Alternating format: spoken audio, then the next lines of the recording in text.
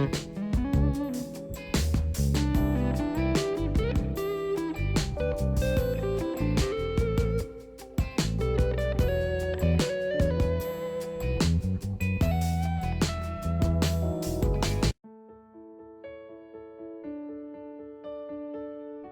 mother in 3 words is caring, supportive, and strict. Strong, dependable, loving. A mother is loving, patient, and generous. Describing a mother in 3 words, I would describe a mother as compassionate, fearless, and loving. Love, support, and understanding.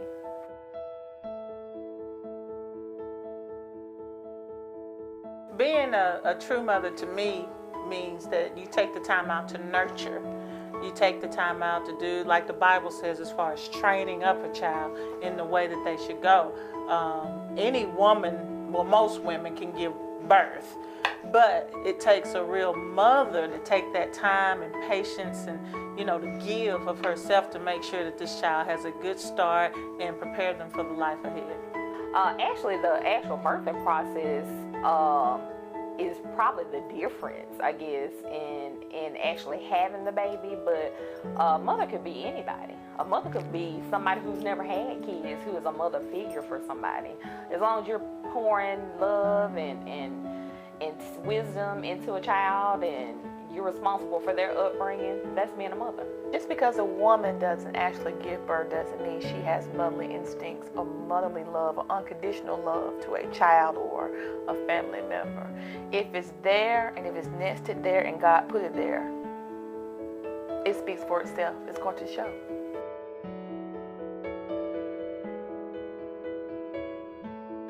Yes, absolutely. Most of the mothers that I know would go to the ends of the earth and would develop superhuman strength if they needed to in order to keep their child from harm or save their child from something terrible happening to them, or even give up their own life for their child. And my mother's love, I know, is unconditional because,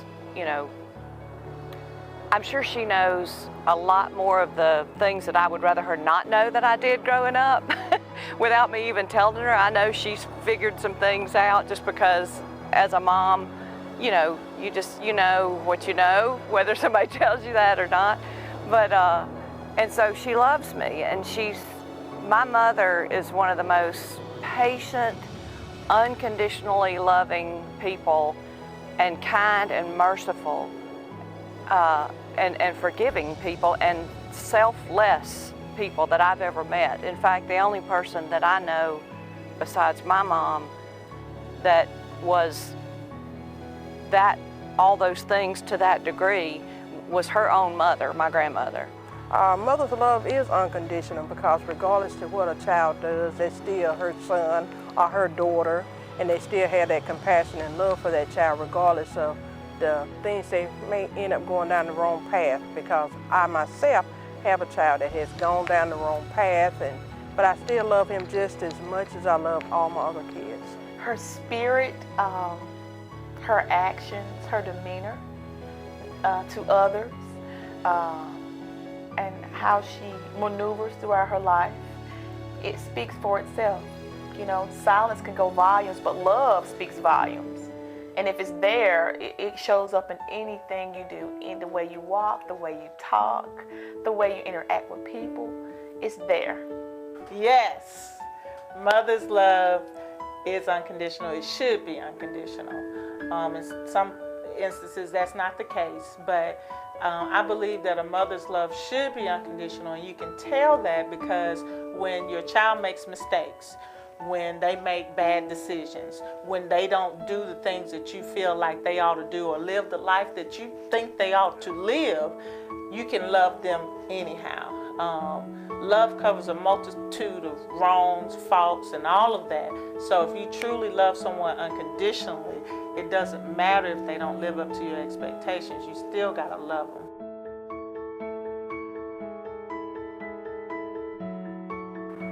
No, the heart of a mother goes beyond just having a biological child, because some kids are adopted, by women that become mothers. And for instance, I have a sister-in-law that has adopted a young guy, a little young man, and she strives to be the best mother that she can be. You know, she goes far beyond the duty of call of duty for moms themselves, and she does an excellent job in raising him. Even though she didn't birth that child, she is just as much as a mother as I am that has birthed kids. Absolutely not. The heart of a mother could be anybody. Like I said earlier, it could be somebody who you met while you were in school. I have several teachers from my past who I say gave me that motherly type wisdom growing up. Ladies from my church, just ladies meeting people through my work have all poured wisdom into me. No, from my experience with being a JROTC instructor, I can truly say that my cadets are not my biological kids, but I groom them and I love them unconditionally as if they were my biological kids. I want the best for them, so I will say no to that. No, whether she has biological children or adopted them or have taken children under their wing, like for instance the neighborhood raised me, that love is there. There's no match to unconditional love. It like I said earlier, unconditional love speaks volumes, and it does not matter whether she gave birth or not. It's there. If it's meant to be shown, it's going to be shown.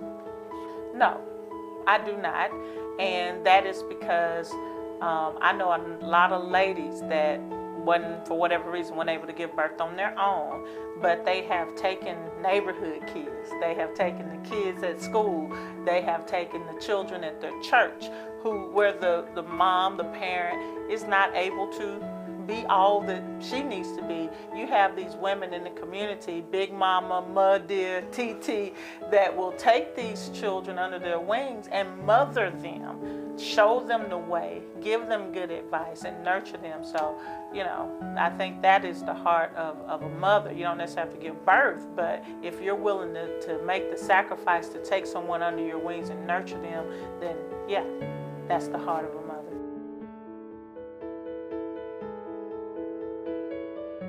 What it means to have the heart of a mother is a mother, her heart is going to be loving, she's going to be patient, and she's going to have strong will.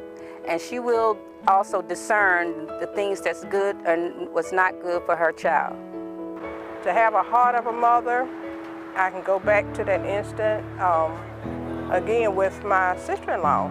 You know, to have a heart of a mother, you have to be able to have compassion and love for a child. You have to be able, whether you birth that child or not, you have to be able to be a mother, have to be able to, you know, be able to raise the kids, go by the guidelines of raising a mother, and it all goes along with love, discipline, and have that unconditional love for your child. You know, it all goes all together with each other.